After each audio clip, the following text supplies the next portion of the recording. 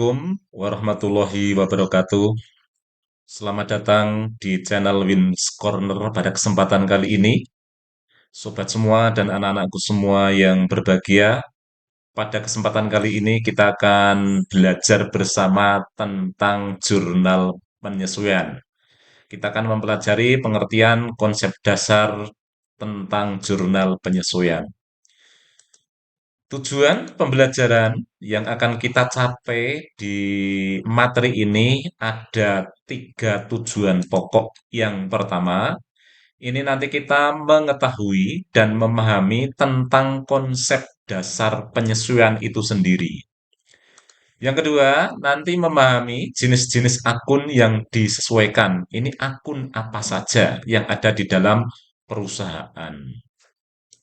Dan yang terakhir, ini kita akan mencoba mengetahui dan memahami bagaimana proses dan prosedur perhitungan dan pencatatan data transaksi, khususnya yang berkaitan dengan penyesuaian dalam buku jurnal. Oke, langsung saja kita pada inti pokok materi, konsep dasar penyesuaian. Jurnal penyesuaian ataupun adjustment journal ini pada dasarnya merupakan entry jurnal yang dibuat pada akhir periode akuntansi.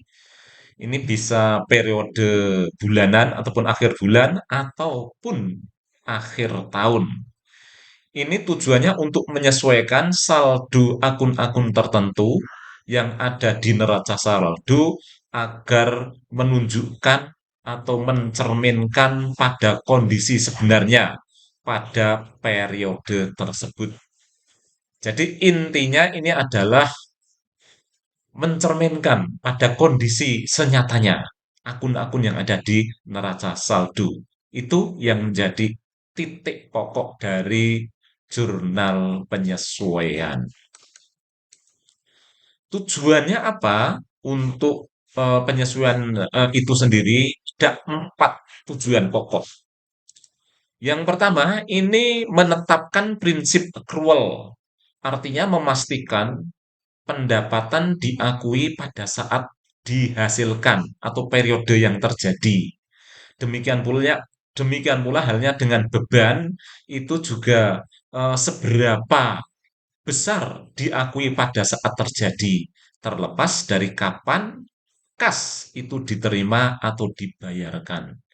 Jadi yang berkaitan dengan pembayaran ataupun penerimaan kas itu tidak dipermasalahkan. Tapi intinya adalah pada esensi pendapatan dan beban pada periode yang bersangkutan. Itu yang pertama. Jadi menetapkan prinsip accrual. Tujuan yang kedua dengan adanya penyesuaian ini adalah untuk menghitung saldo akun real sebenarnya. Jadi menetapkan saldo yang benar untuk akun-akun real seperti aset, kewajiban, dan ekuitas suatu perusahaan di akhir periode. Ini nanti akan penting terutama khususnya untuk menyusun neraca perusahaan pada saat tertentu. Lalu untuk tujuan yang ketiga yaitu menghitung pendapatan dan beban pada periode yang bersangkutan.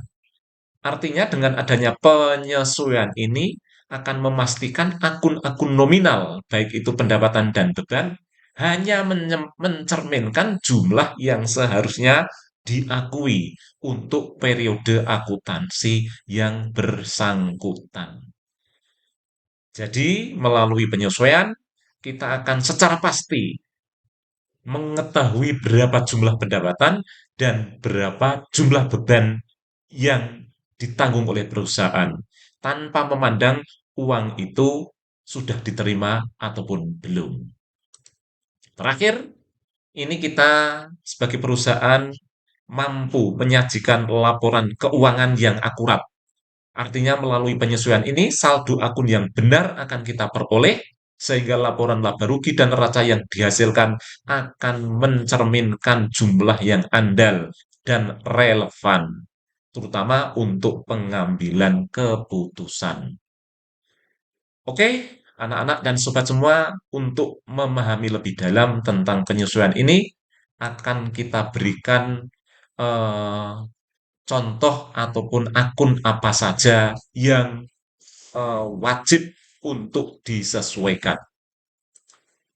Secara umum, sobat semua, ini akun-akun yang memerlukan penyesuaian ini adalah akun-akun yang melibatkan transaksi yang melintasi batas periode akuntansi. Tahun 2025 sampai periode 2026 ini kan ada batas periodenya. Nah, yang melintasi inilah nanti yang perlu kita sesuaikan. Ini ada tiga kelompok akun. Yang pertama ini adalah kelompok akun deferral ataupun penangguhan. Penjelasannya apa? Ini adalah transaksi kas telah terjadi di awal. Namun pengakuan pendapatan ataupun beban ditangguhkan ke periode berikutnya. Jadi akun deferral ini kita sudah menerima kas ataupun membayar kas, tapi perhitungan untuk pendapatan ataupun beban itu ditangguhkan eh, pada periode berikutnya. Sebagai contoh, beban dibayar di muka. Saya sudah membayar beban iklan untuk 1 tahun, bayarnya bulan September awal. Nah, ini merupakan akun-akun kelompok deferral. Demikian pula dengan pendapatan diterima di muka, unearned revenue. Ini kan masih hutang, sehingga nanti pada akhir periode akuntansi ini perlu penyesuaian. Ini termasuk digolongkan dalam akun-akun deferral ataupun penangguhan. Kelompok akun yang kedua ini adalah akun-akun accrual, yaitu pengakuan. Artinya apa? Bahwa pendapatan atau beban itu diakui pada periode ini. Namun kas baru akan diterima atau dibayarkan pada periode berikutnya. Contohnya apa? Contoh real, pendapatan yang masih harus diterima. Ini ada accrued revenue ataupun piutang pendapatan. Misalnya kita sudah menyelesaikan tentang jasa iklan pada klien, tapi klien belum memberikan eh, kas ataupun pendapatan yang masuk kepada kita. Ah, ini aktual pengakuan. Sehingga jasa yang telah kita keluarkan, tapi kita belum memperoleh cash ataupun dana. Demikian pula halnya contoh pendapat beban, yaitu beban yang masih harus dibayar ataupun accrued expense. Ini termasuk beban yang terutang. Kita telah menggunakan banyak hal, tapi kita belum mengeluarkan beban-beban tersebut. Misalnya kita belum sudah menggunakan beban listrik ataupun asuransi, tapi kita belum membayarkan untuk alokasi beban tersebut. Ini termasuk kelompok-kelompok yang cruel. Jadi, sobat semua dan anak-anak semua, ini sangat jelas sekali perbedaan antara penangguhan dan pengakuan, deferral dan accrual. Ini tolong dicamkan dan diperhatikan dengan sebaik-baiknya. Lanjut, ini kelompok yang terakhir, ini kelompok estimasi ataupun kelompok lainnya. Ini dapat kita jelaskan seperti ini, bahwa untuk kelompok ini, penyesuaian ini didasarkan pada perhitungan ataupun pemakaian aset. Misalnya, sebagai contoh, ini penyusutan aset tetap ataupun depresiasi, pemakaian perlengkapan ataupun supplies, piutang tak tertagih ataupun bad debt, dan lain sebagainya. Ini digolongkan dalam kelompok estimasi ataupun lainnya. Oke, anak-anak dan sobat semua, langsung saja kita berikan contoh soal kasus. Kita akan berikan contoh soal kasus pada perusahaan jasa. Ada dua soal kasus yang akan saya berikan. Kasus yang pertama, pada tanggal 1 Desember 2024, saldo akun perlengkapan bengkel, katakanlah kita memiliki jasa bengkel ini, berupa aset, ini sejumlah 5 juta rupiah.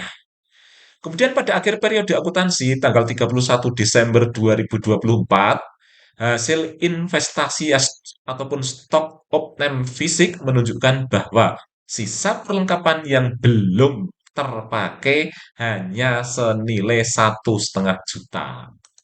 Dari data tersebut, buat perhitungan dan jurnal penyesuaian yang dibutuhkan pada tanggal 31 Desember tahun 2024. Sobat semua dan anak-anakku semua, adakah sudah memiliki gambaran bagaimana cara menghitungnya, berapa bebannya, berapa sisanya, dan langsung kita eksekusi ke dalam jurnal? Seperti ini pembahasannya. Jumlah perlengkapan yang telah dipakai dan diakui sebagai beban adalah sebagai berikut.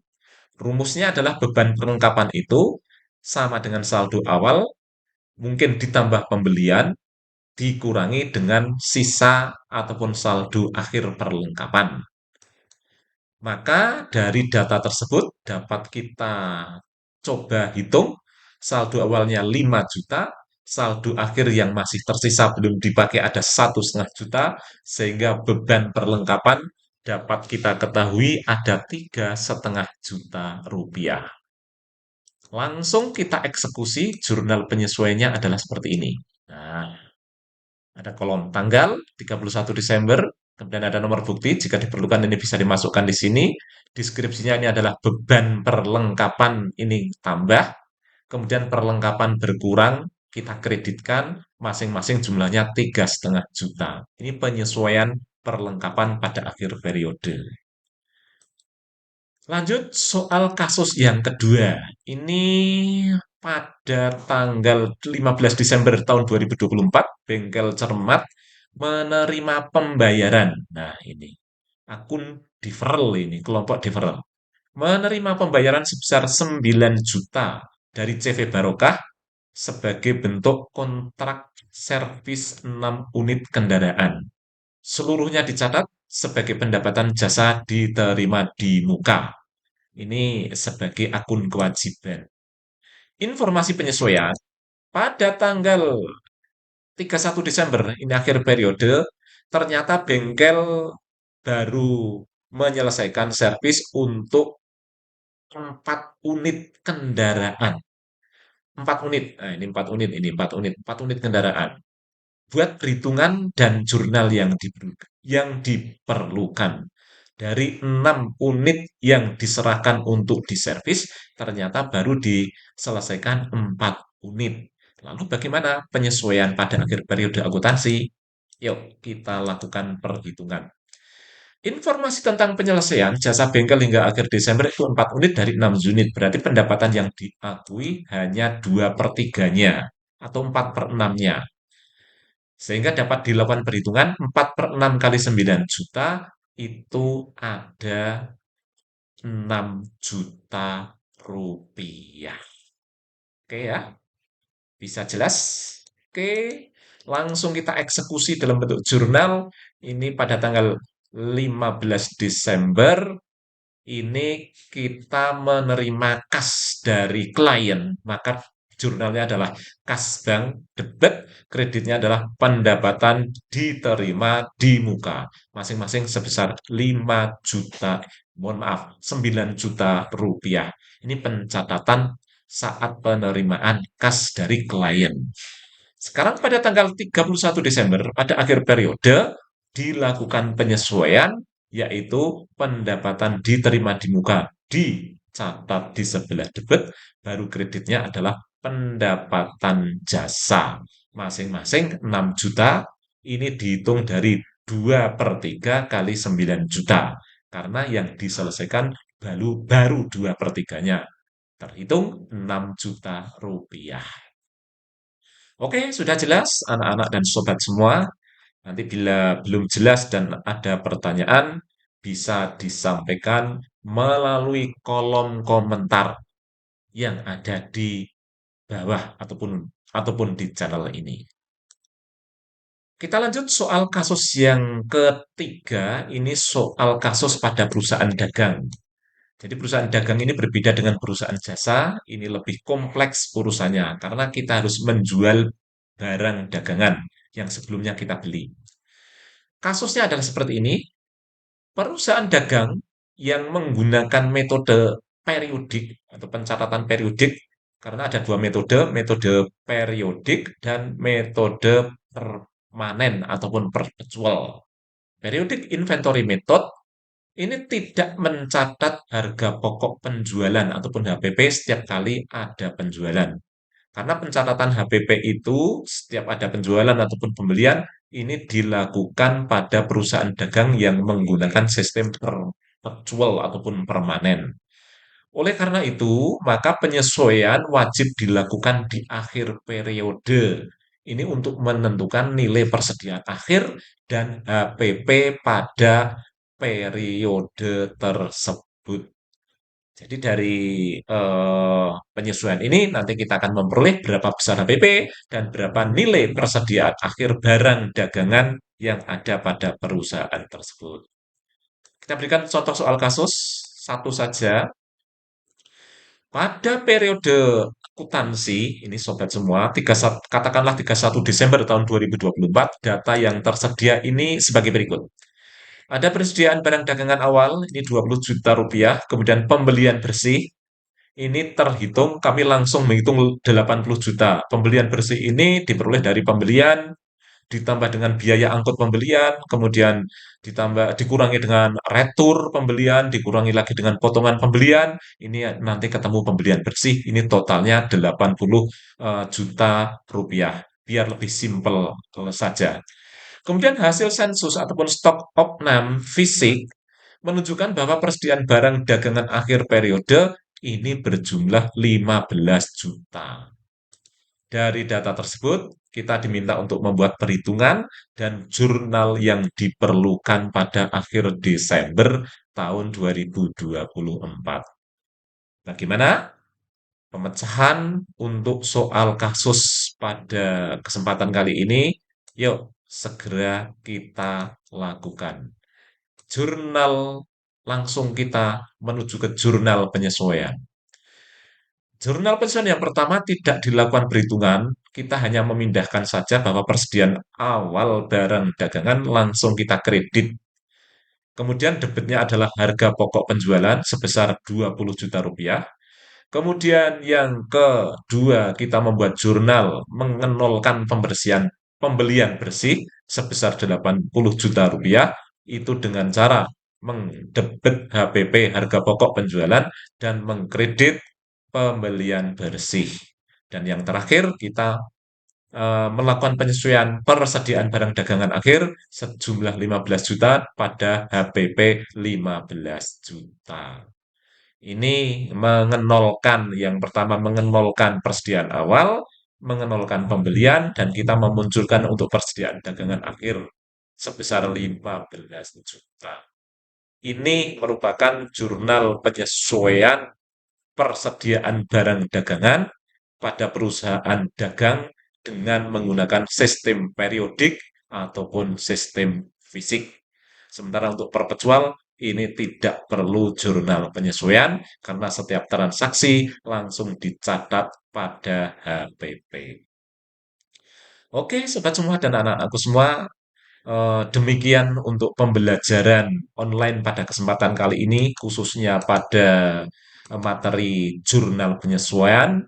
Mudah-mudahan ini dapat menambah sedikit ilmu perbendaharaan pada diri kita, sehingga nanti kita bisa menyelesaikan soal-soal kasus, khususnya yang berkaitan dengan penyesuaian, sehingga bisa menyusun laporan keuangan yang akurat, handal, dan akuntabel. Oke, kita bertemu di lain kesempatan dalam kondisi yang lebih baik. Wassalamualaikum warahmatullahi wabarakatuh.